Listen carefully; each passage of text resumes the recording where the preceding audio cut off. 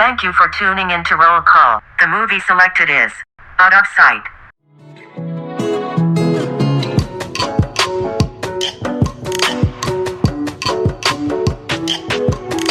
Hey everyone, welcome to Roll Call, the show where two childless millennials gush over movies and follow an actor's journey from their early years through their blockbuster hits. Because, let's face it, we miss Blockbuster. Ugh, I know. I would rob a bank if it meant we could keep my local Blockbuster open for business. That's a good one. Hi, I'm Bria, and once again, I am utterly dumbfounded as to why this movie did not end with J-Lo on a beach in a bikini. I'm still holding out. Spoils of the robbery. And I'm Simone, and honestly, I'm thinking about committing a petty crime so that I can wear a yellow jumpsuit in jail, because I think I'd look real fucking good in one of those yellow jumpsuits. Yellow is one of your colors. Hey. And a jumpsuit is just a few suits away from overall. It's just a few more yards of fabric. In today's episode, we'll chat about Jennifer Lopez in the crime comedy Out of Sight, co-starring Mr. People's Sexiest Man Alive himself, George Clooney, and a slew of other amazing actors. Another standout cast, in my opinion. Oh, yeah. This is a great cast. All right, Bria, please take us back to June 26th, 1998.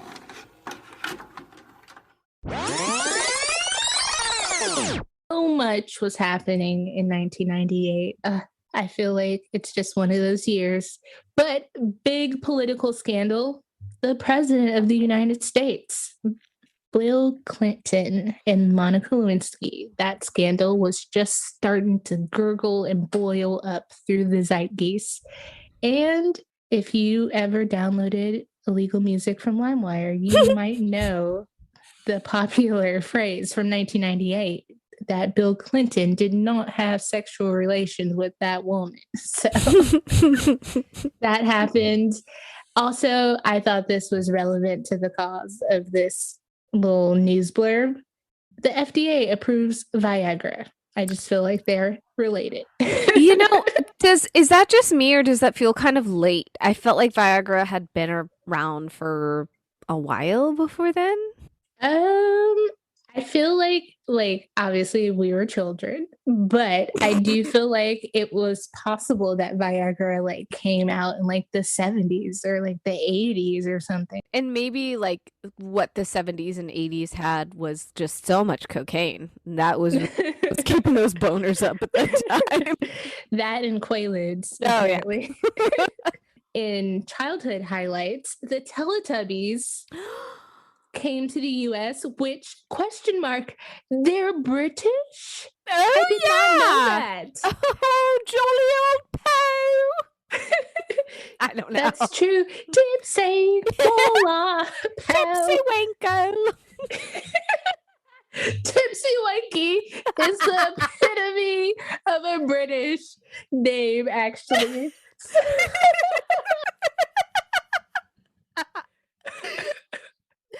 It's my little Tipsy Winky. Please don't cut this out. Anyways, Teletubbies come to the U.S. from Britain. Toon Disney is launched. Good old Toon Disney. The Animal Kingdom in Walt Disney World opens in 1998. Mulan is released also conveniently during June, so it was somewhat a competitor to Out of Sight. Okay, wait. Side question. Did you get the Szechuan sauce in your chicky nuggies at McDonald's? No, I did not. I don't recall going to McDonald's when Mulan came out. Oh.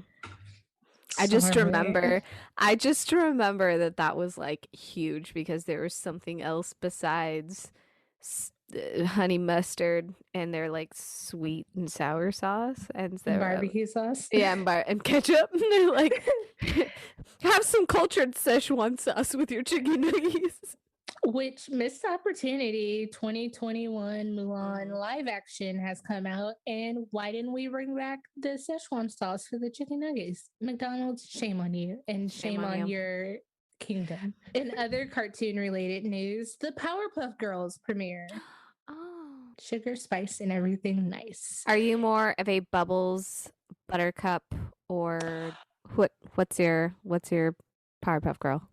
Okay, so growing up, I was a Bubbles kid. I like Blue, and she just I don't know, she was nice. I also liked Baby Spice, which was weird because Scary Spice and Sporty Spice were right there for me. Black and tomboy. That's like exactly who I am. And no, super duper girly, like cutesy wootsy, like Baby Spice. I'm like, yeah, I like her. What about you? I was a Bubbles too for the same reason because she looked like Baby Spice. Oh my God, that's amazing. Okay, so the Chicago Bulls win title number 6, Michael Jordan's last title, Chicago Bulls' last title. They have not won a title since, unfortunately. But how amazing, because that cemented his GOAT status forever, hopefully. In tech news, we have Google is founded, Apple unveils the iMac, and the first MP3 player is launched, which costs $250 for 32 megabytes of flash, which only holds 8 songs. Can you imagine? And here we were rocking hit clips like an idiot when I could have had $250 for 8 whole songs. Dang it. This is the technology that leads us to so much more, so much more. iPods, all kinds of knockoff MP3 players, and eventually our iPhones. So, shout out to whoever decided a measly 8 songs was an accomplishment, because it was in 1998. In pop culture celebrity news, we have Posh and Bex. Our own Posh Spice and David Beckham got engaged in 1998, and they are still going strong. Hell yeah. Mariah Carey got divorced from Tommy Mottola, which was huge because her career kind of just went in a whole other direction after that. Mm-hmm. And it kind of like, this is also like the nexus of the I don't know her, Mariah Carey, J-Lo beef. Because Uh-huh. J-Lo also gets divorced this year. And one of the rumors that starts to boil as she's pursuing music in 99 with Tommy Mottola is that they are dating. And then also, Toni Braxton files for bankruptcy for the first time. And I must say, for the first time, because she does file for bankruptcy again later in her career. But that was a big, like, that and TLC. What the fuck? They're like huge superstars. Mm-hmm. Where'd all the money go? Shady record deals. That's what. Celine Dion's My Heart Will Go On has 1998 by the balls. By Hell the yeah. balls. Put those balls in a vice grip. And Ginger Spice quits the Spice Girls. More Spice Girls news. How did you feel, Simone, when you found out Ginger Spice quit the Spice Girls? Okay, so I don't know if you want to leave this story in, but here's a small side story in a window in time in the Yamshan house. Ginger Spice quit the Spice Girls either the day of or the day after my sister Leah's birthday. And so her birthday party was like very depressing that year because no one could like focus on anything and pay attention to anything, and we all felt like it was this big surprise and portrayal, not betrayal, but like this big surprise because they had just put out, like, Spice World came out, they put out two really like solid albums, and I feel like their footing had just gotten really strong, and so I don't know, whatever, but we were very upset about it. There's not a journal entry on my behalf, but there's definitely a journal entry like out there in Leah's diary somewhere about it. And she was very upset. And they broke up shortly after Ginger left, right? Yeah, they tried to release a few like a smaller album. They did Forever, Goodbye. right? Pardon? Okay. Goodbye. You're right. Yeah. So they released Goodbye. And then then they just kind of faded out. But I mean, thank goodness for reunion tours, because that's when I got to live my childhood fantasy, when I got to see them play in 2009, I think. I wish I could have gone, but I did not. So come back, Spice Girls, one more time. Also, in music news, the Miseducation of Lauryn Hill drops in 1998. And boy, have I ever revered an album and a person who only dropped one studio album and racked up the Grammys and just changed the rap and R&B game. Oh, that album is just it's an opus.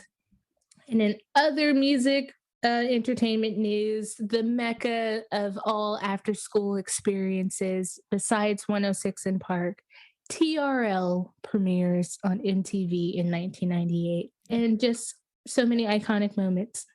Yeah, I mean, honestly, I feel like TRL is what really put MTV back on the maps, from being just a music video station. Topic of choice in this podcast: movies of 1998. We have, for the whole year, some big movies. The biggest, Titanic.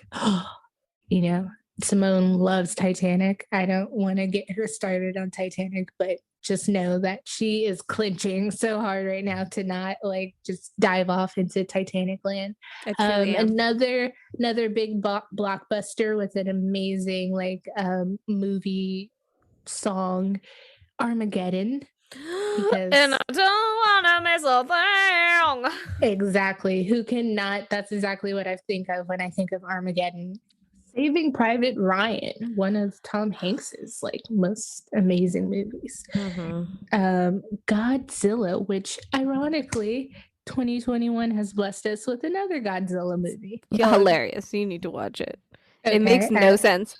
It's like if Fast and the Furious had sex with Godzilla and King Kong and did a 3-way orgy. And baby. I would pay to watch a Fast and Furious Godzilla combo. Just saying, Tokyo Drift, Godzilla, make it happen. All right. And then also 1998, big comedy, There's Something About Mary, iconic Cameron Diaz, Ben Stiller movie. Now we get to the movies that came out in June of 1998. So earlier I mentioned Mulan came out. Directly with Out of Sight, Dr. Dolittle and Out of Sight came out on the same day. Oh, yes. So unfortunately, if this came out in theaters, I probably would have seen Dr. Dolittle over Out of Sight at that time in my life, because that movie was jamming. Also, bomb ass soundtrack, because Are You That Somebody by Aaliyah is on that soundtrack, and that music video, right in my heart. Also, you have, so in June, you have High Art, the X-Files movie, and The Celebration. And then you have The Truman Show, A Perfect Murder, and Can't Hardly Wait. But those were the big standouts that I recognize. Given that we've taken a trip to the box office for movies of June 1998, Simone, what did it cost for Out of Sight to be made? Well, this movie cost, the production total budget was $48 million.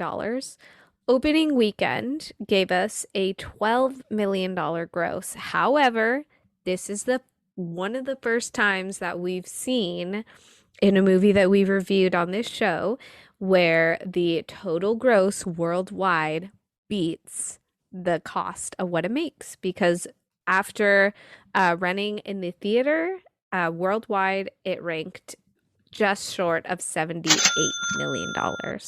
Oh, that's not bad. I did see that technically it was considered a bust, but a lot of great reviews for George Clooney and Jennifer Lopez. This was kind of their breakout superstar roles for a lot of critics and people. This is the movie that made people be like, oh, Okay.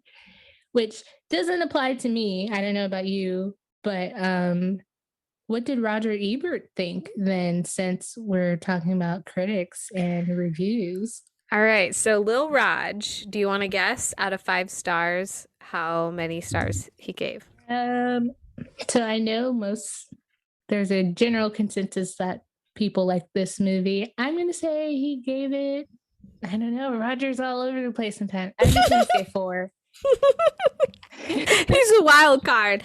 So close. 3.5 stars. Which, that was my fallback. Dang. That was Okay. my he's gonna be like a little critic Grinch and be like just a little star. Which is funny. Okay, so oddly enough, he brings up Blood and Wine again in this review. Okay, but overall, Roger says that this is a crime movie, less interested in crime than in how people talk, flirt, lie, and get into trouble. In particular, with Jennifer Lopez, he says that Lopez has star quality, that we've seen her in My Family and Selena, and has only grown since then. And then that's when he brings up Blood and Wine again. He was like, we've seen her in Selena and My Family and the highly underrated Blood and Wine. And I'm like, Ebert, let it go. This movie sucks. He's gonna find a way to sprinkle it in throughout every review. He says that just based on all of her roles so far, that she has only grown better, that her role in this movie as Karen Sisko could have been really complex, but Jennifer Lopez brings a very rich comic understanding to it. And then in regards to George Clooney, he says Clooney has never been better. So kind of like how he had given Jack Nicholson, this is one of his best movies, which I don't know, it's just funny because it's 1998 and we've seen these guys do so many other great movies since, so it's just funny to be like, he's never been better, when in reality this was George Clooney's kind of first big breakout role, with that people recognized him as something other than a handsome doctor on ER, which Ebert mentions that a lot of actors who are handsome when young need to put on miles before the full flavor emerges. And now Clooney is in those years where he looks like a star and a real leading man moving on from television. His last line of this review makes me laugh. This movie plays like a string quartet, except performed by sleazeballs instead of musicians. And I'm like, is that a compliment? Is that I don't know, but overall, it is what it is. It's a crime movie, it's a comedy movie. He had better things to say about it than Money Train, but not as great things to say about it than Blood and Wine ? And I know that you and I feel very oppositely about that, so I look forward to getting into that a little bit more. Yeah, I personally think this movie is so far one of the better movies that we've watched as a whole, not Agreed. just J-Lo's performance, but as a whole. And in terms of Blood and Wine, way better. So Roger, they must have sent him a case of wine, a promo box. Sent him a gift basket. Oh my god. But okay, speaking of, the growth of George Clooney, let's get into the cast a little bit. So Hell yeah. Obviously we have the ever handsome George Clooney, who's straight off of ER, which was his real breakout role, despite years doing television and movies here and there. ER is really what got the attention of people. It also got him the title of sexiest man alive for the first time. And I think the year before this, in 1997. So he was clearly riding a wave. He had done some movies before this, but none as critically acclaimed as Out of Sight. This seems to be the role a lot of people seem to think like he really found something, and everyone noticed that it was well done. So mad props to George Clooney. It's weird because I feel like he's been the same age forever to me. Agreed. So this movie to me just evokes so much of the George Clooney we know of in the Oceans like trilogy of movies, because it's very similar character wise, which I find interesting. But I mean, yeah, it just speaks like, of course this is a George Clooney role. Like, Totally. And it's kind of the same way that like we were talking about with Blood and Wine with Jack Nicholson, where he always kind of puts a little like cunning, slightly sexual spin to all of his characters. I feel like George Clooney, no matter what he is playing, is some kind of like cunning con artist, whether he is actually trying to be or not. And he's always smooth and debonnaire. Like, very. he's never been like the awkward, weird guy or anything. He's no Billy Bob Thornton. But I also, right before this, I saw that Jack Nicholson was the author who wrote the book that this movie is based on, had pictured Jack Nicholson or Sean Connery as Jack Foley, who George Clooney plays, when he gave over the rights for this to become a movie, which doesn't mean that it clearly probably was like earlier in their careers, or like George Clooney wasn't really in his sights probably, but I think George Clooney aligns with the Sean Connery kind of idea. And then I thought it was funny just because of Blood and Wine that Jack Nicholson's name came up again. And then Sandra Bullock actually tested for the role of Karen Sisko, which is J-Lo's character. And I was like, I could see that, but I think it would have been a totally different movie. And I think it is said also on IMDb, if you want to read it yourself, that the chemistry is obviously there between George and Sandra. I think they've worked together before, probably a different kind of chemistry, and it just wasn't the right pairing for this movie. So I'm glad they found J-Lo. But in other casting, Ving Rhames, Don Cheadle, a little Samuel L. Jackson sprinkled in at the end. My homeboy Steve Zahn, I love him. Yeah, Luis Guzman, I love him. Like chef's kiss. Like, no complaints to me to any of the supporting cast. I was surprised to see so many like well-known actors. Like, oh shit, like Don Cheadle. I was like, yeah, like what? And I think Isaiah Washington too, as like Don Cheadle's friend. Like, I was like, hey, wait, oh my god, you've come a long way. Yeah. What do you think of the supporting cast and the characters they played? I loved the supporting cast. I love their characters and their contribution to the overall plot. I felt like each character was like kind of quirky enough, but that they didn't also serve the purpose of like exposition. So like they didn't just like say shit for people to understand what was happening or to provide some kind of like context or backstory. I feel like the time hops and the time jumps do that work for you. So I really enjoyed these small characters just kind of getting their time to shine. I didn't write his name down, but the actor who played Richard Ripley, I kept on hearing that voice and I was like, I know that voice. And then I was like, that is Nemo's dad. It is Albert Brooks.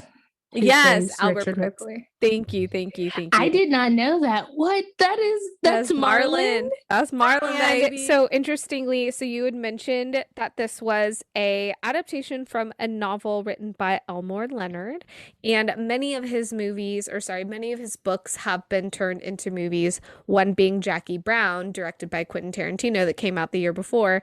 And so the characters played by Michael Keaton and Samuel L. Jackson were the same exact characters that they played in Jackie Brown. And so when they knew that they were doing this movie, that they did their cameos like free of charge, that they just wanted to like kind of have that continuity of characters in between. which, hello, we get two 90s Batman. But I thought, I'll be honest, like when I saw Michael Keaton like as Jayla's like flimsy like FBI fling Ray Nicoletta, I boy, think. yeah, Yeah. as Ray Nicoletta, I was just like, really? Like, come on, man. Like I just, besides George Clooney is amazing looking. I don't necessarily think I would put him and Jennifer Lopez together as a couple, but like besides John Seda as Chris Perez and Selena, I've unfortunately been underwhelmed by her love options. Like, who do you think has been her hottest co-star?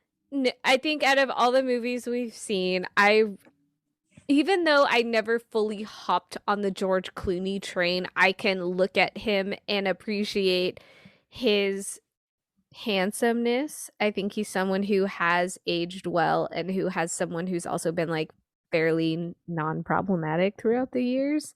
So I think because of that, I I I think he's really I really really enjoyed their chemistry. And I remember when we recorded last week when we were talking about U-Turn, I was like, I don't know, I kind of liked it, and I liked her thing with Sean Penn, and but then there were like way too many other love triangles going on. So I appreciated that like what she had with George Clooney, sexual tension felt the most believable and real for me, and I felt like their screen chemistry was very believable. Yes, I completely agree. Also, this is like the first time she's not like in some kind of weird like triangle of men trying to fight for her Yep. or compete like in some kind of way. And then but I will say that like I said, John Seda as Chris Perez, but that's a different kind of relationship because her and Chris, as Selena and Chris, are married. They're really young, and it's not so much about their romance and stuff. And this movie with George Clooney, their characters, there's so much tension and like spark and just like, yeah. So totally different pairing, but I would say George Clooney is up there and John Seda are my. Do you have any info on like maybe what J-Lo thought about starring with George Clooney? Anything you found out in the interviews? Yes. Okay. So one interesting fact, and we kind of discussed this prior to recording, but that Jennifer Lopez was not originally what the director had in mind. They were originally thinking Sandra Bullock, but upon screen testing, they realized that like Bullock and Clooney had good tension, but it wasn't the right kind of screen chemistry that they needed for this role in particular. So Jennifer Lopez was on vacation when they called her, and because she had done so much stuff in 1997 that she had decided to take a well-deserved break, and she was beginning to record her first ever studio album. And so she was on a vacation, and they called her up and asked if she wanted to audition. She said, okay, great. I want to do it tomorrow because I'm on vacation. I want to get it out of the way. And so they did. The address that they sent her was to George Clooney's house. And she thought that that was a little odd because all auditions that she's had at this point have been in like actual studios and directors' offices and things like that.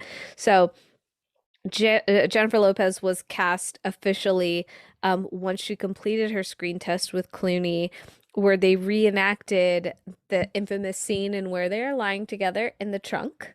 And so to reenact that, they kind of spooned very closely on George Clooney's couch. This is their first time meeting. And this was at his house, and the director was there and was like filming it all. And so JLo kind of jokes that was kind of her only brush with a casting couch. But overall, most of her interviews, I watched 3. There was one with Jay Leno, which, if you want to talk about a fucking bitch list, I have some things to say about that interview that aren't really about Jennifer Lopez at all. But so I don't know how much I really want to get into that. But I want to hear about the Jay Leno interview. oh my, okay. So I almost texted you of like, how hot do you want me to get? Because I'm coming in hot with this interview. Get spicy. All right, I'm getting spicy. Break up the Diablo sauce from Taco Bell. There's our daily Taco Bell mention. Taco Bell, please sponsor me. Liv Moss, baby. Okay, all right. So, Jay Leno, who is, in my opinion, an all-around douche and scumbag and just nasty man. I never. I'm bringing my habanero glasses ghost back on. I'm bringing habanero ghost with this. So, I never liked watching Jay Leno as a kid. Like when my parents would have the late night shows on, like we were usually a Letterman household. But like, yeah, Jay Leno was just never really on our radar. Jay Leno reminds me of a boy who was heavily bullied as a kid, and then he got rich, and then he was just like, look what I can do now. I'm going to make fun of famous people. Yeah. And so, granted, this is 1998. And unfortunately, interviews with women in the industry still go like this, but we don't see it too much or as common in these days. And I feel like a lot of actresses and musicians and comics and every other like women in this industry have been a lot more brave with calling out some bullshit interview questions. This interview clip you can find on YouTube. It's about 9 minutes long, and the entirety of it is Jay Leno sexualizing Jennifer Lopez and like very uncomfortably, very, very uncomfortably steering the conversation towards something that has to do with sex. And I feel bad because, you know, when you're an actor and you're on these interview shows, it's a press junket. You're there to promote your movie. You're there to talk about your experience, maybe give some like funny little facts and behind the scenes details. But like right off the bat, he's sexualizing her. He introduces her as like the beautiful, stunning, gorgeous, sexy Jennifer Lopez. She briefly begins to talk about promoting her upcoming studio album that it might be later on this year, 1998, or early next year, 1999. He completely ignores her answer and starts pestering her about being single because she was just coming off of a divorce, as you had mentioned earlier. Yeah, totally like blows off her album and music, blows off her previous career, and just, why are you seeing anyone? Are you sure? What kind of men are you into? What's the naughtiest thing you've ever done? And he is like only asking her questions about her love life, questions about her sex life. 4 minutes into the interview, he continues to sexualize her, and he brings out an article from Vanity Fair that has nothing to do with her movie, but it just so happens to have a photo shoot of her wearing some like white negligees. And in some of the pictures, she's not wearing a top, but she has the back towards the camera, so she's like bottom, like top half nude. I've seen those in her underwear. It's a gorgeous photo shoot. But then he like gets really weird, and he's like, "What's your dad think about these pictures?" Like, he has to bring in like. Anyways, he continues to persist and ask about like naughty things, like, oh, I bet you were a real naughty girl when you were a teen, like when you were 16 and stuff. And wow. the only clip the only clip that Jay Leno shows from this show is their sex scene. And granted, this was the first interview I watched. The NBC interview did not show this clip, but the Rosie O'Donnell interview does show this clip briefly. However, they were interviewed together as more of like a, oh, what was it like filming this scene? So he only shows the sex scene, cuts out the Clooney clips, and only focuses on Jennifer taking off her top and bottom. So like when she's in her bra and underwear. And Jennifer kind of like turns back after the clip and she's like, that was a little uncomfortable watching it. And he was just like, oh yeah, imagine how I feel. Well, at least I'm sitting behind a desk. Like he full on makes a boner joke. He makes a boner joke. So then I turned it off. I came back and then she had a birthday coming up and he was like, oh yeah, your birthday's coming up. What do you want for your birthday? And she said a Porsche. And she had already talked with Jay Leno about the casting couch situation, and Jay Leno was like really getting into it. Like he was like, "Oh yeah, that sounds like a porn." Like da da da da, and he's like, "Oh, you're gonna have to do much more than lie down on a couch to get a Porsche, honey." And then the interview, and you can hear the audience are like, "Ooh." Wow. They're like, even for 1998, Leno, that's a little too spicy. Yeah, given that Homegirl is breaking records and getting more money every fucking movie after Selena, like, fuck you. Fuck you, Leno. God, that was his moment. Jay Leno's a huge car guy. I've watched his car show before. That was his moment to like be like, oh, what kind of Porsche are you looking at? You know, like I'm a car guy. Like maybe you should talk to Seinfeld. He loves Porsches. Like be a fucking interviewer and not a fucking creep. Like I just now that makes me want to like watch her interviews and then George Clooney if he had any solo. Yes. So that was the other thing, is that all of her interviews, not so much with the one from NBC, like, and maybe because it was a female journalist, Bobby Wygant. I feel really bad. I don't know how to pronounce her last name, but she was very sweet with Jennifer and asks a lot of like good questions, like compare this to some of your other characters from Money Train and U-Turn. Like, what's been your favorite? Like, she asked her a lot of like more deep and meaningful questions about her fucking career. Whereas with interviews I saw with George Clooney, it was like, what was it like making out with Jennifer Lopez? Like, it was not about the movie. It was like bringing it back to her, and yeah, ugh. Wow, so even his interviews are sexualized because she's his co-star. Yep. Wow. Yep. I mean, I think it's gross, and I think that I was gonna say at the same time, like JLo in her magazine stuff, a lot of her photo shoots are really sexy. And I won't say that her interviews, magazine wise, are, well, some of them could venture that way. They're not as blatant as fucking Jay Leno got, but I mean, you know, people bring up her butt because it's become a big topic, and people, you know, bring up like her relationship. I want to say it's Details or FHM, but I think it's Details that I wasn't planning to talk about this, so sorry. But where they so this guy asks her about like her relationships and stuff, and then he asked her when she lost her virginity, and she answered. And then it's funny because she was like, you know, I feel like this might be one of those interviews my mom's like, oh, Jennifer, why do you have to talk about sex so much? Like, but like I don't know what to make of that, because I think JLo leans in a little bit to it because that's part of her image. It really is, and it's undeniable about her. She is a hot woman. She's sexy. She's beautiful, whatever adjectives you want to use.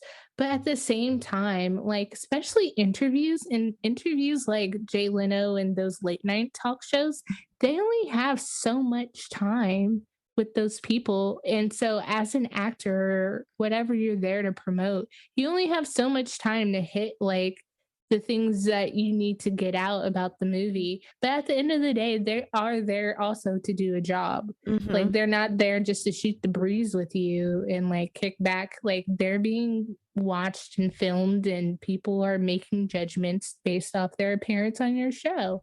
This was the first interview that I watched where it made me extremely uncomfortable. And you can tell, like, Jennifer Lopez, too, was very, like, not Yeah. having a Oh good my time. God. That sucks for her. And I just want to say, despite this pairing and the tension, to me, this isn't one like J-Lo just by herself, not everything with George Clooney. This isn't one of her sexier roles, like, or her Mm-mm. sexier characters. Like, to me, this is like one of the most subdued so far that we've watched in terms of her sex appeal. Like, I think Yeah. you can only subdue it so much. But I think like her and George Clooney, like, they do a great job of they just have like something, and they are able to convey that without, like, she's not scantily clad in this movie. She's like pretty fucking clothed, actually. She's wearing sweaters and jackets and layers. Her hair is back for a good amount of it. I think the scampiest thing, obviously, she winds up in her underwear for the sex scene. That, and then when she's chilling at her dad's house in the jersey and the shorts, was like the most like revealing things she wore. But besides that, it was like, I was like, wow, this is pretty tame. So besides the sexual attention and her just being gorgeous, like, there's really nothing there for him to be like, wow, this was a bro. Like, it's the material. Did you watch the movie, or like, were you too busy fantasizing in your head? Like, Ugh, I know. And especially because she had so much other interesting things to say about this role. Especially with her one for NBC, where although she had fired a gun in U-Turn and fired a gun in Money Train, she never had practical training for holding firearms. But because her role particularly was a deputy marshal, a U.S. Marshal. thank you. Um, and she knew she was going to be wielding a gun a lot more. They put her in like a very extensive 2-month training to have her feel more comfortable holding guns and holding different types of guns for this role, that she worked really hard to put herself more into the shoes of her character. And she also made the choice. Jennifer did not read the novel in which her character was based off of. And the director of the movie actually really appreciated that, because she's able to bring something a lot more fresh and different to that character. And didn't have to worry so much or be in her head so much about like, oh, am I like doing justice to the book? Like, people kept on telling her like, you're doing fine, you're doing your own thing. Well, I appreciate that, because she does, like you said, she does have experience playing like law enforcement people, but we do see her with a variety of guns. We see her pull out fucking shotgun in the beginning. Like, it reminds me, I've seen videos Halle Berry kicking ass at a gun range. I'm scared of Halle Berry. So I could, like, props to J-Lo if she did something similar like that. I think it's more common now too than it was then, maybe, for actors to get training with guns and stuff, unless, especially female actors, because I feel like probably for women, they're just like, here, hold this, like, don't hold it like this and you'll be fine. Male actors, of course, always, I feel like, get to go the extra mile to really embody the character and be about like that life. Tom Cruise notoriously, it's all about stunts. Props to JLo for the extra training. And you know what? I feel like throughout this, I'm getting a better sense that she really was attuned to like doing the extra work for the roles she got and trying to like portray the character the best way possible. I think obviously I really understood that with Selena, like, but hearing that just solidifies, like it's just continuous, like hard work from her. What I have a slight fun fact that the National Society of Film Critics voted Out of Sight the best film of 1998. No way.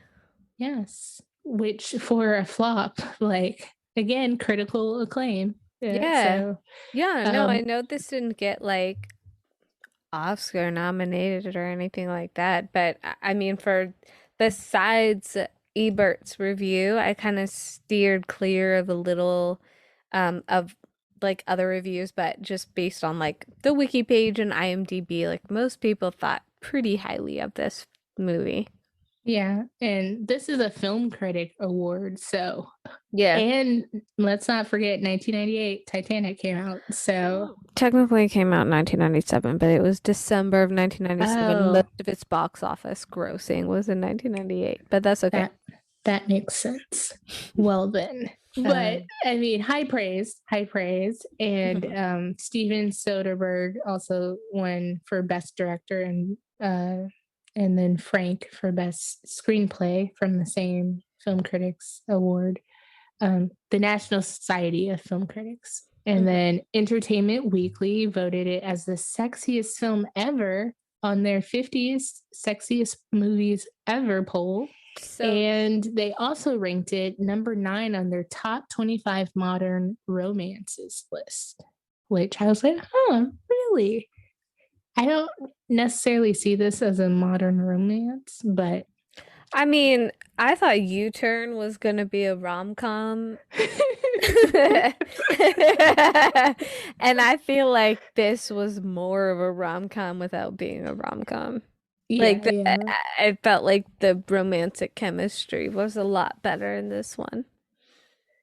And then even in 2012, the Motion Picture Editors Guild listed Out of Sight as the 52nd best edited film of all time based on a survey of its membership. So this is just a movie that people really enjoyed and appreciated and had high praise for, despite box office numbers. And now we will talk about Jennifer Lopez, J-Lo herself, as Karen Sisko and her performance and what we thought about her performance.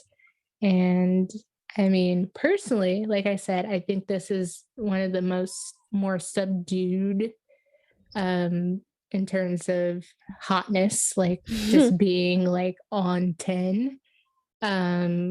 I think the dialogue that they wrote for Karen's character, or Jennifer Lopez's character, Karen, is really smart and witty, and she gets some good like punchback lines in there, and is just serving it to the men that she is wrangling. Also, I just want to point out the fact that many times she could have phoned it in and been like, hey, not Karen Sisko. She's like, I'm gonna catch these motherfuckers all by myself. Hell yeah. And for that, chef's kiss.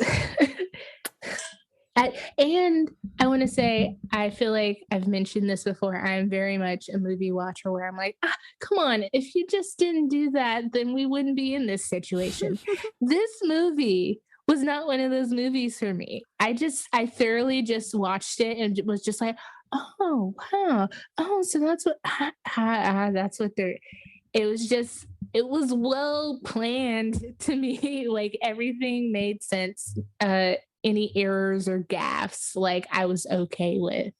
And like her pursuing these guys trying to rob this house or this man, I wasn't like, come on, man, call for backup. Like, what are you doing? I was just like, no, yeah, you get them. Like, and I think it's also the way it was shot, because it wasn't totally just from her perspective. We were like seeing a lot of like what was going on. So it wasn't this feeling of like following her, following them, and you're just like, oh, what are you doing? Like, why are you going by yourself? Why are you doing this? Even after the car accident with Steve Zahn, we don't really know what happened, and then she's in the hospital. So like stuff like that, like, hey, editing maybe it's the award or the high praise is really, really good. So I will also pass off. Like, what are your thoughts on Karen Sisko? A lot of her character worked really well because even though she was second billed in this movie, Jennifer Lopez is second billed next to George Clooney, it's not always told through the perspective of George Clooney, who would be the protagonist and is the protagonist of the movie. And I did not know that this movie was going to take different jumps throughout timelines, and that, like, spoiler alert, the beginning of the movie is actually the middle of the movie, and like it's kind of like record scratch. Let me tell you how I got here. Yeah. And I really like that, and I thought that it worked really well. I think this was a role in which that her sexualization wasn't just based on her Latina heritage, whereas a lot of the like sexual innuendo jokes made on her previous characters from U-Turn, Blood and Wine, Money Train, were like based not only on her looks but also of her like spicy Latina personality. So yeah, except U-Turn, technically she was Native American. That's true. That is very true. There's still that like feeling of like Native American women there. Right. Oh yeah, like over sexualized, yes. Yeah. Or like fetishized. It wasn't like her character was fawned over, but I think very rightfully so. That both her character, Karen Sisko, stumped Jack Foley in the same sense that Jack Foley had stumped Karen Sisko. And I think that that's why their relationship and chemistry worked very well. Yeah, and what was I going to say? That I read that Jennifer Lopez was excited to take on this role because just like U-Turn, she wasn't playing a Latina character. And she also said this herself, that she loves her heritage and she totally embraces it, and not that she doesn't want to play Latin characters. But there's no real mention of her heritage in this movie. And yeah. I mean, obviously now we want people to play the appropriate roles that they are who they are, or just be ambiguous. It doesn't have to define their character or exactly. And that's what I liked about it, is that this was more of an ambiguous thing, and it didn't have to do with anything like cheesy lines, bad jokes, like bad, like, elbow. Yeah. And just giving her the room to just play the character as is. Yeah. Her heritage not being a factor in how she's perceived or portrayed. Yeah. And she was witty. Her dialogue was very well put and quick and to the point. I think kind of what I was saying earlier of like how Jack Foley had stumped her just as much as Karen Sisko had stumped him, that these are both two characters that are good at what they do, and they know that, but they also know that about each other, and so therefore there's this like atmosphere of respect for one another. So like she knows that she's not going to be rushing in with like all of these weapons at first, and coming in hot, blazing, calling up her backup and all that stuff, because she knows that he's more clever than that, and vice versa. And I liked that. Yeah, and I really liked, I was thinking about the elevator scene. Yes! When they're at the hotel and they're going down, so him and Buddy, Jack Foley and Buddy, are going down to the parking lot to get away. And the SWAT team, FBI team, is going up to their room. And they just said, all right, Karen, you just wait here on the in the lobby. And then the door opens and they both just kind of like look at each other. And then the door closes. George Clooney just kind of waves and then the door closes. And I just think it's funny because she could have easily called in like, oh shit, he's on the elevator. But she was just Prior to that, she is in the hospital and she has the dream sequence, hot, tensiony scene with them too, and in the bathtub. And when I rewatched it, like at first watching it, I was like, oh, okay. Like, and then I was like, girl, you gotta be in the tub in your whole suit. Like, okay. After you ruined your other Chanel suit? Damn. But then it's a dream sequence. But then the second time I watched it, or like afterwards, I thought about it and I'm like, this is her dream sequence. We know George Clooney's Jack Foley. We know Jack sees her and talks to her in the trunk and is like thoroughly like, hey, like I want to take her with us, like because he's interested in Ving Rhames' buddy. Is like, bro, what are you doing? Like we're trying to escape. You can't like court this Marshall who is like gonna like turn us in possibly. You are barking up the wrong tree, buddy. Yeah, like seriously, like what the fuck are you doing? And like we know his attraction, we obviously understand it, but we don't expect Karen to be dreaming of Jack Foley after being in the hospital, after he got away and all this stuff, like in a sexual manner. And so I think that helps also sell just the continuous tension. It helps sell that moment where she lets him get away and you're like, oh, I know you let him. I get it. And then, when they eventually do meet up and they have their tryst and all that stuff. And, but I really like that you pointed out that they like both are really good at what they do and they have this mutual respect, because I think that's a beautiful way to put it. And I think they just played their characters so well that you buy that about them. Mm-hmm. Like there's no like, girl, what is you doing? Like, and especially when afterwards she's like, she kind of snaps back into like, okay, like what the fuck did I do? And she's like, I didn't do this just to fuck you, or like, as like some kind of like I fucked a criminal like type of thing. And then he like shoots it right back. It's like, well, I could say I fucked a U.S. Marshal, but I'm not. Like we clearly have something more than just like this like checklist kind of like, oh, bedpost notch kind of thing, and like calm down, let's talk about it, let's not like ruin this.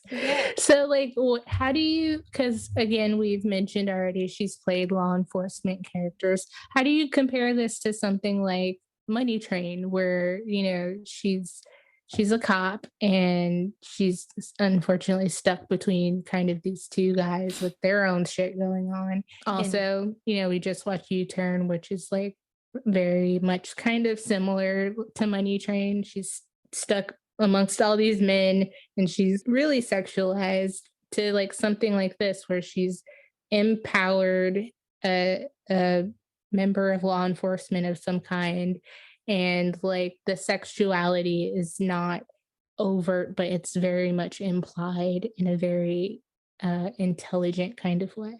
That is a really good question. Really good question. I love how, so I guess the biggest difference between this character and her other similar-esque law enforcement character in Money Train is that she was a little bit more naive in Money Train. She felt like more of a rookie cop with not that much experience on her belt, and was more susceptible to Wesley Snipes and his flirting, and kind of knowing that like both men were into her, but knowing that she was really kind of more into one rather than the other. But with Karen Sisco, she's really in a league of her own. We didn't see other quote unquote female cops, lady police officers, FBI detectives, however you want to say. Like she was kind of in a league of her own, playing amongst the big dogs, the like big men in her league, and probably is used to this bullshit of like being put on the sidelines. And that's why when she decides to like go into the like fight ring club to look for these people on her own, and to go to Detroit, and to go to all of these places on her own, I think it just makes her character very strong. And I like that. Did that answer the question? I don't even know what I asked you. I was like, fuck, I need to write down this question. Just how we think this role compares to others. And I think basically, yes, you answered it. So should we move on to like talking about like, the movie as a whole? Would it hold up? Would we want to see it now? What we thought about the trailer? Yes, I am ready to move on. Out of sight. Yes. In 2021. Mm-hmm. What do we think? It almost, and we said this before in pre-recording earlier this week, and even today before we press the record button, of how much this movie reminds me of an early onset Ocean's 11, or just like Ocean series in general. Oh my God, Don Cheadle is in Ocean's 11 too. Yes! I just connected that. Oh my God. Okay. Anyways. I think this movie does kind of hold up in its own, in terms of like a lead role played by a woman, a second lead role technically played by a woman, but having her own choice in character and what she decides to do, whether that is letting the bad guy get away or booking him, but then just kind of like seeing how it kind of plays out at the end. I think that if this movie were to be remade today, or if it came out today with the same lineup, would I see it in the theaters? Probably not, but that's just because like action comedy thrillers are not usually my forte. However, this was, besides Selena, the movie that I've enjoyed the most. Hey. So I would say that if this movie came out today, I think it would do a hell of a lot better for one. Like it wouldn't, I think it would definitely like make its budget back earlier than it did, because obviously we already said that this was a big push for George and Jennifer Lopez in terms of like movie critics and probably other people, execs, producers and stuff, where like people are like, oh wait, there's something here. Like we should get that guy, or we should get that girl. And we see like their surgeons from here. I'm pretty sure like if we ever happen to do a roll call on George Clooney, this might be like the breaking point of superstardom for him, besides ER. And then I think after this for J-Lo, I think we're moving on to some pretty well-known big movies for her. Even though like Anaconda is well-known, Selena's well-known, which I thought, I also too, I noted that earlier in an interview, like in the magazine Arena in 1999, in an interview with Peter Lyle, he said that she, J-Lo, arrived and talking about Anaconda, but it took Out of Sight to confirm her potential in a major dramatic part. Interesting. Yeah, I would say this is a lot more dramatic than like Money Train. Yeah, and even Blood and Wine. Well, and that's because the scale of the roles too. Like, yeah, we're getting more screen time. Yeah, we're getting beefier roles and material for her to work with than those movies. But like, I was kind of like, did you not see Selena? But I mean, biopics are very niche and they don't always like, I think those roles are always great. They're always kind of like Oscar baity, a movie about someone's life, but like it doesn't always translate to like this person can like play the hell out of like some really intensely written character or like dialogue or something like that. Not that this is like intense, but it's more dramatic, like they said and whatnot. So I do think this movie holds up, and I think the performances hold up very well. The cast is amazing. There's already so many stars in this movie. They just weren't stars yet. and the trailer again does that beautiful thing of kind of giving you most of the plot without having to see the movie. But they're like, it's like mostly like the opening like stuff in the movie is like a good chunk of the trailer. You're just like, God damn, I didn't even need to watch like the first like 20 minutes. Like, but so maybe redo the trailer. But yeah, I think this movie is a classic in its own right, and I think it deserved all the high praise it got. Mad props. Yeah, I liked the quirky freeze frames a lot more than I did the ones in U-Turn, where I felt like it was trying too hard to be weird and quirky and different and like zoom in on people's teeth or eyeballs or crusty lips or whatever. But I liked kind of the random freeze frames for this one. And that they were kind of done not just always as like scratch record freeze frame, this is how I got into this situation or whatever. Yeah. That they just kind of happen at random times, and I like that. It was good. Okay, so I read an article where Steven Soderbergh mentions that he was inspired by them like getting undressed and like the back and forth of like that sex scene by another movie called Don't Look Now, and it's from 1973 and it has Donald Sutherland in it. And so I was like, I have some time, let me watch this fucking movie since I want to understand what the fuck happened in this sex scene.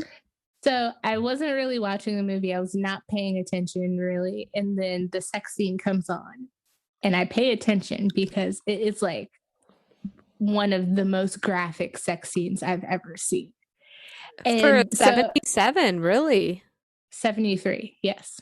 But it was very graphic, and I thought it was very like, I don't know the plot of the movie, but I thought it was like very well done. It wasn't like distastefully graphic, but it was like they are naked and they're rolling around and it looks very real. Like it looks like, you know, just two people going at it. And I was just like, what the fuck did he get from this that he applied to the sex scene in Out of Sight? Because I am lost.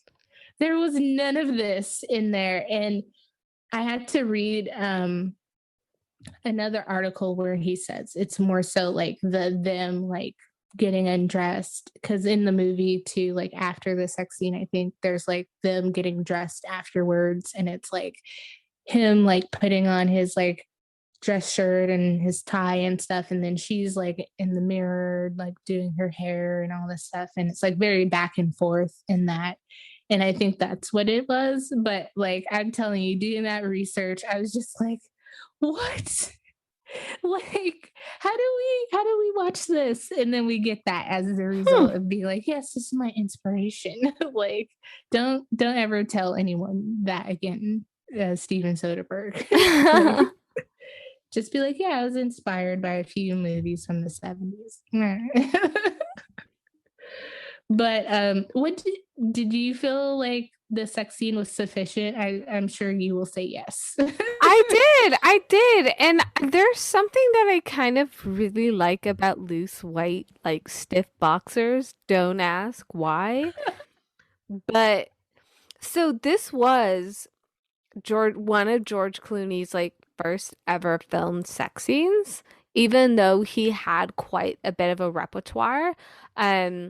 Kind of more under his acting belt than Jennifer Lopez at this point. But in their Rosie O'Donnell interview, Jennifer kind of, not like, I don't want to say slut shamed or like virgin shames, but when Rosie was kind of like, oh, all right, like you guys have a steamy moment together, da da da da.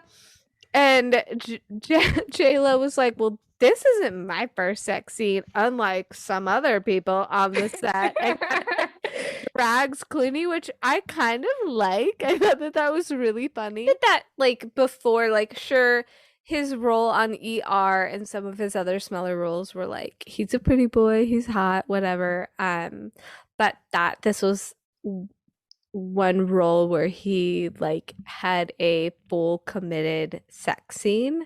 And I kind of really like the idea that Jennifer Lopez had the upper hand and the experience to do so. The trunk scene was one of the first things that they filmed, and fuck, she said it took like 44 takes in 2 days to film that trunk scene, and then they reshot it because when they saw it on like for a screen test, they were like, it could be better. And so they redid it again. And so that was like Wow. one of the longest scenes that it took.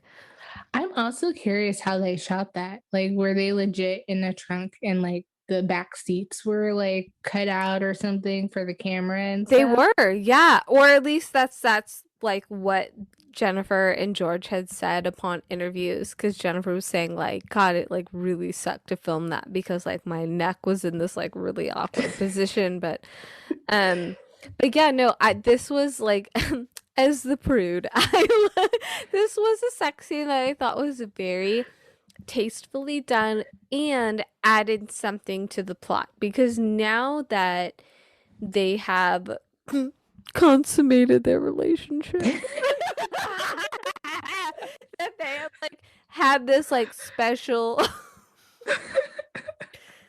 this physical bond between the two, and it's hard to take myself seriously saying that. Yeah, I don't know. I just thought that there was something very like sweet and endearing and also really, really hot. I think this is why that scene worked well, because it was almost like what did they say? It was almost like let's put a pause on it and then we'll come back to like what the reality actually is. And I like that. I mean, I liked all that. It's great foreplay. That's truly what it is. I just feel like I was denied some kind of climax of that foreplay. Well, I think between like that scene and what we got previously with U-Turn, where U-Turn was more about like, oh, this is like a grotesque rape scene that we're seeing Jennifer Lopez being sexualized, having sex with Nick Nolte, someone that like she But doesn't Nick like. Nolte, it wasn't. Oh wait, yes, Nick Nolte was the one who played her dad / husband. Yes. Yeah. So it was like that to me was uncomfortable to watch because it was not very consensual. No, yeah, agreed. And I think that those are the kinds of sex scenes that I'm talking about, of like we're in it for the shock factor, for the titty factor. But with this, even if her titties were out, it would have been, for me, it would have been okay, because I felt like this connection between these two characters were bound to happen. I felt like they had something together, that they genuinely cared. Yeah, okay, so this is what basically I'm complaining about. It needs to be balanced, if someone's going to be more naked than the other. I think I've said that before. Tit for tat, as they say. Yeah, exactly. But okay, so if I was redoing the sex scene, like it would be more like what was in Money Train.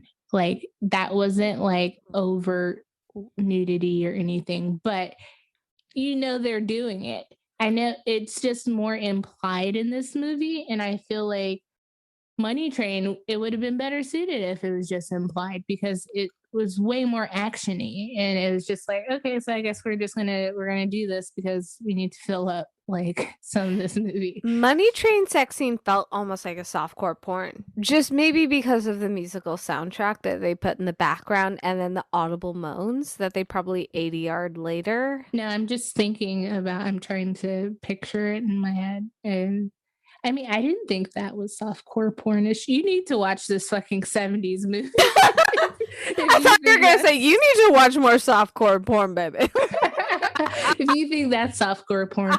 Also, we're in the age of like, I prefer to watch a lot of cable shows or maybe streaming over network TV. So I'm in the age of like Sex and the City and The Sopranos or True Blood or, stuff like that where sex is like, we're on cable so we can actually do it and not just allude to it and all that stuff. So I enjoy that sometimes. I think because of the pairing and again the tension and just the romance and the foreplay of all the like bar stuff, I just wanted like a little more nugget of like, damn, they're hot together. And like cutting it right after like he's just like kind of hovering above her. Like I was just like, oh man, come on. We can get like a thrust here or there. Actually, now that you say that, this was a missed opportunity for her to use her handcuffs, but in like a very kinky way. That is true. That is true. I did think it was cute that he left her gun like on the pillow. I was like, oh. One, the fact that he thought to bring it with him to give it back to her. And then like instead of like a note, obviously this was probably a one-time thing. But it oh my god, it connects to her dad giving her the gun because in the beginning when they're having dinner and she's like, oh, I got you something, and she opens it, I'm sure most people expect like jewelry or something, and then you're like, it's fucking good, and she's like, oh my god, I love it, because that's the kind of girl Karen Sisko is. She's a fucking tough ass US Marshal who's just like, this is the gun I always wanted. And like, I think it carries over the fact that he gives it back to her. And she mentioned it at the bar, and he already had thought of that to have brought it. So I'm like, points to you, Mr. Jack Foley, aka George Clooney. The only thing that would have made it better is, in addition to the gun, he got her a new Chanel suit. He didn't have the diamonds yet. We're shooting for but to like wrap it up a little bit on just the film itself, how did you feel about the ending? I don't know. I thought that it was satisfying in the sense that like it still left something to the imagination that maybe they're not going to see each other ever again. Does that make sense? Yeah. What about you? Okay, so I appreciate your new, I'm going to still that satisfying, unsatisfying explanation, and I agree. But me as a viewer, I'm like a completionist. Like I want some kind of like for sure like something. And most of all, I'm a romantic, I think. I want like a happy, satisfying ending if it can happen. And again, like I said earlier, it wasn't a fucking joke. What a missed opportunity to have her like living her life like up on the beach, like with the spoils of the diamonds and George Clooney. But I honestly don't think that's a realistic ending either. Like I wouldn't want her to sacrifice her career to go live on the run with him. Like that sounds like that doesn't, and I think this is a great case for JLo's acting, is that we really buy into like this character that doesn't fit that character's MO. She's all about being a marshal. She really wants to be on like the FBI task force. She's all about her career. She doesn't want to work with her dad. Like this all means a lot to her.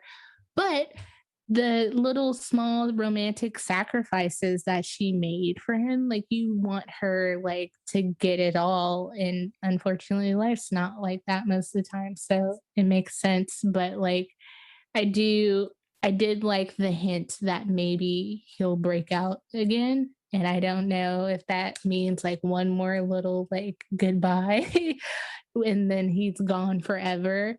But like just in terms of Jack Foley too, like it's weird because he's a criminal, but you want him to like get away with it.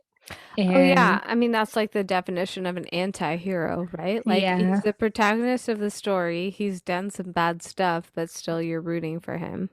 yeah, exactly. And so I appreciated that part where, you know, Samuel L. Jackson's character comes in and they're talking and he's like, "Oh, so she put him there or put them together for a reason, it seems like." And you're like, "Okay, cool, that's dope." Like he might actually get out and get a shot to enjoy the diamonds and stuff with Buddy and live it up.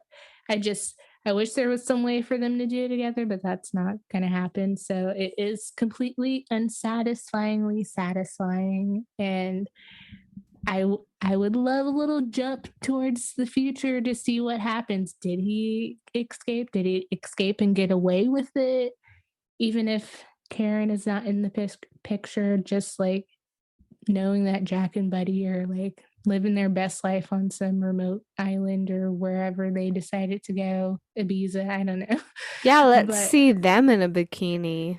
Just yeah, like I want to see whacking George those Clooney in a diamonds. Speedo, like those little tight, like Italian shorts.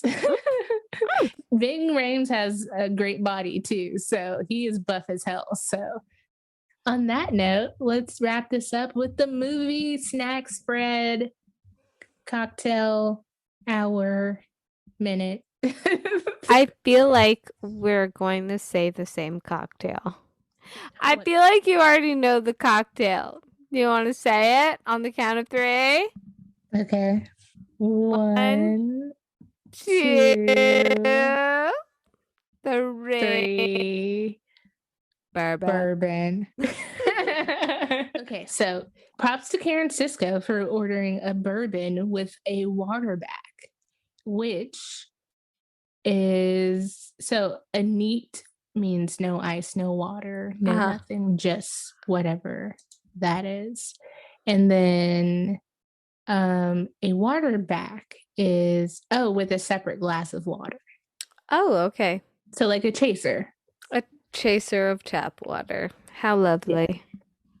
Or classy, like sparkling water or whatever. A San water. Pellegrino.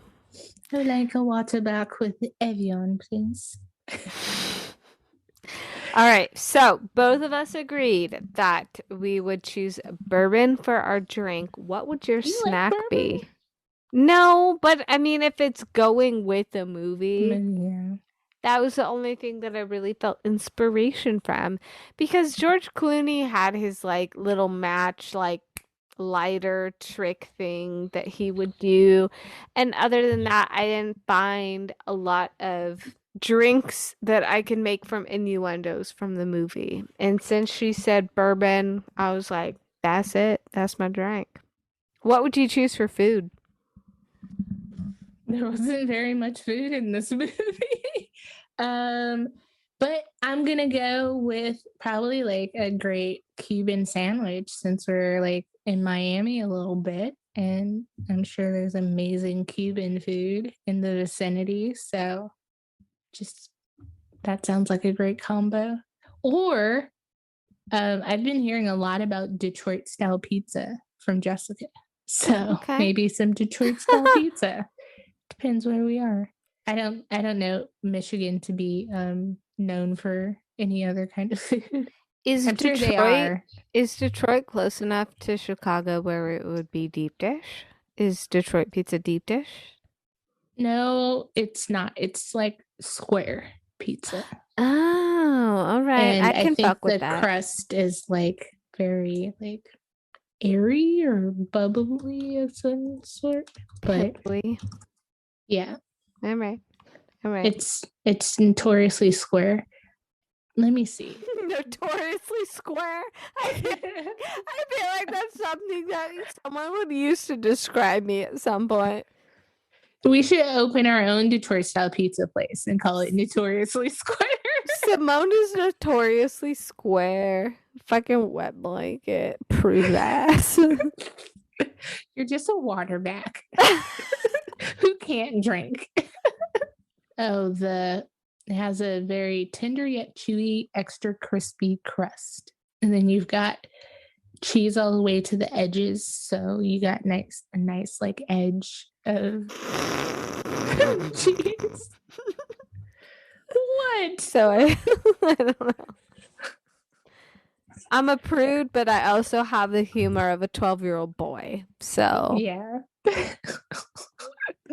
Grill on you. What kind of food are you eating for out of sight?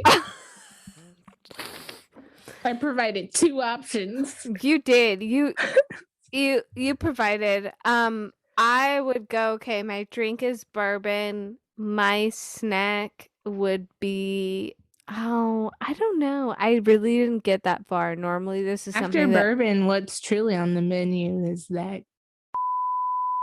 So- Oh, no. I got it. Blah, blah, blah, blah. All right. So when watching this movie, there were 2 references of fish, more particular goldfish. So when our boy Ripley is in prison and Don Cheadle, Snoopy, Maurice, like crushes the goldfish in his hands. R.I.P. those little goldfish. R.I.P. those goldfish. What did they do? And then, but Ripley believe it or not, Ripley's has his revenge at the end where he's like, you know, motherfucker, I'm gonna put my diamonds in here, not in my safe. I'm putting my diamonds with my goldfish. So, my pairing with my bourbon with a glass of water are classic cheddar goldfish. So Simone's just eating at the bar at this point. Yeah, it is. Yeah, I am. I mean, the pizza might be at the bar, Yeah. but the Cuban, I don't know. We might have to Square pizza just reminds me of like Fridays at the cafeteria. Yeah. This square pizza looks better than cafeteria square pizza. I'm sure it is. Okay, would you rather eat square cafeteria pizza or crush one live goldfish in your hand? Square cafeteria pizza. It wasn't that bad. And trust me, I'm pretty sure I've eaten worse since then. All right. I should think of a would you rather for you. I know. I feel like this should be a good segment at the end to do like a drink and a would you rather. Would you rather be kidnapped or taken and be in the trunk with one of your captors, a la J-Lo? Or would you rather be taken along what's his face? Where is he? Glenn Michaels' character along for some gruesome thug-ass murder plot with Snoopy and his buddies. Can I take the alternate third where I shoot myself in the head as I'm tripping up the stairs after eating steak? I audibly gasped Me so too. hard. I was not expecting that. Joe, what? I was not expecting that. I was not expecting that. White boy, what? Also, can we talk about how he robbed their refrigerator? He was all about those Omaha steaks. Hell yeah. Hell yeah. That's where his priorities were. He's like, I don't give a fuck about the safe. I'm all about these steaks. Also, Ripley, you cowardly bitch, hiding in your little study area while you know that homegirl is being held at gunpoint. Yes, your mistress who is married to someone else, you're going to have her answer the door and do your dirty work, even though you can say it was maybe her husband, ? But fuck you, dude. And he was like, I really like her. Then protect her. Yes. And you brought this on yourself, you and your criminal ass past. So telling people you have 5 million or whatever in uncut diamonds in prison. How how dumb do you have to be? Mhm. But oh my god, yes, his death just like fucking, I was just like audibly just talking out loud, like, what? Yeah, it Like, took me by surprise. Because and this movie, like, it was violent, but not hardcore violent. Like, more comedically violent, if that makes his sense. death. And do you want to talk about the practical magic of that? Because it was very like, but I didn't like rewind it and be like, damn, that looks real. Like, Yeah. it caught me off guard, and it like was like, oh fuck. So it was real enough to me. Yeah. Well, I mean, kind of going back to some of the earlier like press junket interviews with Jennifer Lopez, like all of these fight sequences, of course they're choreographed and thought out as they should be, but she does a lot of her own practical stunts and practical effects in this movie. She made it a point to want to make sure that she knew how to do the hand-to-hand combat, and that she said that like when she walked away from these fight scenes that she was never hurt, but like the people she was fighting sometimes got hurt. And I don't know, she said that to be cute, but I feel like overall this was a movie where the actors had put in their work in terms of physically prepping for this role and also for their fighting scenes. I never felt like there was unlike Anaconda, where there were some like very apparent CGI awkward scenes. Like I felt like everything kind of held its own. Yeah. I was just more so, yeah, just shocked by that. Like wow. I did not see that coming because that Yeah. felt more like, oh shit, like an accidental but very sad shot to the head. That's like 1,000 Ways to Die type stuff. Totally. Also, speaking of her doing the work, when she does like the whole kind of baton nightstick thing with Isaiah Washington's character, Mhm. and then he's like, ow, bitch. And she's like, well, you wanted to tussle. I was like, oh yeah, you like you do that shit. You do that shit, J-Lo. Props to you. Yeah, that was That was very badass. satisfying. The way she just like whipped it out and then like put it back, like 10 out of 10 stars for me. But Oh, in my own personal notes, I've been doing like 5. And okay. Selena's my highest rated, and I would put this up there with Selena in terms of Jennifer Lopez films. Nice. I would agree. I don't know if I'm doing 10 out of 10, but I think that that's an interesting proposition that we can bring to our later shows of like how we would personally rate these films and come up with maybe instead of stars like like how many VHSs of this, if you owned a Blockbuster and this was coming out on VHS, we got like How many would you put on your shelf? How many are you ordering from the studio? 4 pumps of butter out of 5 for my popcorn. How many pumps of butter? Okay, all right. So we know that Roger Ebert gave this 3.5 out of 5 stars. Bria, with our new rating system, how many pumps of butter would you give this?